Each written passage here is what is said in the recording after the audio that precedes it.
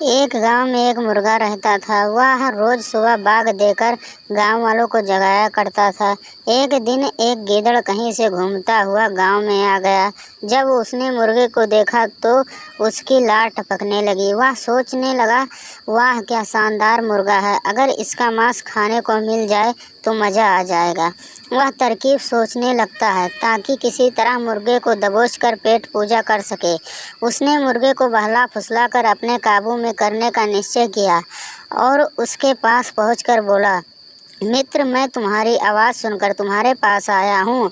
तुम्हारी आवाज़ बहुत ही सुरीली है, कानों में मिश्री घुल जाती है, मन करता है दिन भर सुनता रहूं। क्या तुम एक बार मुझे अपनी सुरीली आवाज़ सुनाओगे? मुर्गे की कभी किसी ने इतनी प्रशंसा नहीं की थी। वह गीदड़ की बात सुनकर मुर्गा खुशी से फूला नहीं समाया और उसे अपनी आवाज़ सुनाने के लिए ज़ोर ज़ोर से कुकड़ू करने लगा। गीदड़ इसी फिराक में था।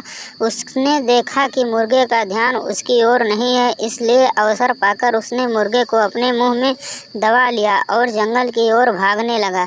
जब वह जंगल की ओर भाग रहा था तो उस समय गांव वालों की दृष्टि उस पर पड़ गई। वे लाठी लेकर उसे मारने के लिए दौड़े। गीदड़ डर के मारे और तेजी से भागने लगा। मुर्गा अब तक उसके मुंह में दबा था। तब तक उसने उसके चंगुल से बचकर निकलने का एक उपाय सोच लिया था। वह भागते हुए गीदड़ से बोला, देखो गीदड़ भाई, यह गांव वाले मेरे कारण तुम्हारा पीछा कर रहे हैं।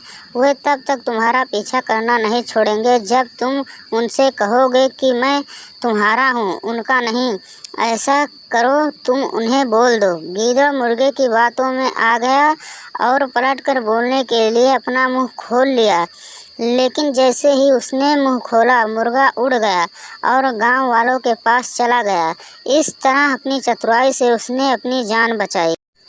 बच्चों, इस कहानी से हमें यह सीख मिलती है कि संकट के समय बुद्धिमानी से काम लेना चाहिए। जय हिंद, जय भारत।